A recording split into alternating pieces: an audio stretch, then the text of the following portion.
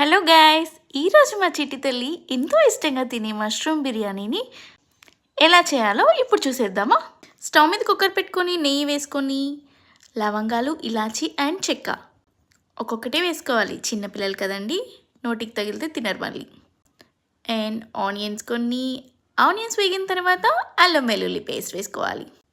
అల్లం వెల్లుల్లి పేస్ట్ వేసాక బాగా ఫ్రై అయిన తర్వాత చిన్నగా కట్ చేసుకున్న మష్రూమ్ వేసుకోవాలి. మా బుజ్జి తల్లి చూసారా ఎలా వెయిట్ చేస్తుందో. మష్రూమ్ వేసుకొని కొద్దిసేపు ఫ్రై చేయనివ్వండి. ఆ తర్వాత మష్రూమ్లో ఉన్న వాటర్ అన్నీ బయటకు వస్తాయి. ఆ వాటర్లోనే మష్రూమ్ని బాగా కుక్ చేయండి కొద్దిసేపు. ఆ తర్వాత పసుపు, కొద్దిగా ధనియాల పొడి అండ్ కొద్దిగా పెప్పర్, మసాలాలన్నీ ఆయిల్లో కొద్దిసేపు ఫ్రై చేసిన తర్వాత చిన్నగా కట్ చేసుకున్న కొద్దిగా టమాటా వేసుకోండి.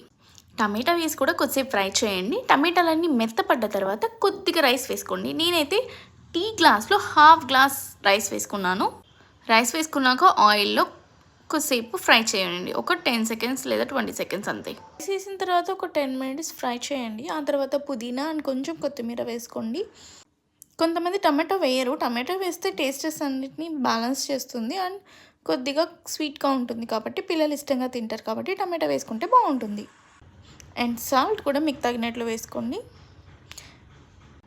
రైస్ అలా ఫ్రై అయిన తర్వాత తగినన్ని వాటర్ వేసుకోండి. వాటర్ కొద్దిగా ఎక్కువే వేసుకోండి. నేను ఎందుకంటే 5 విజిల్స్ పెడతాను, మెత్తగా ఉడుకుతుంది కాబట్టి. 5 విజిల్స్ తర్వాత మష్రూమ్ బిర్యానీ ఎలా వచ్చిందో మీరే చూసేయండి. కొంతమంది పిల్లలైతే ఇంకా కొంచెం ఎక్కువ స్మాష్ చేస్తేనే తింటారు. మా పాప కూడా అంతే అండి.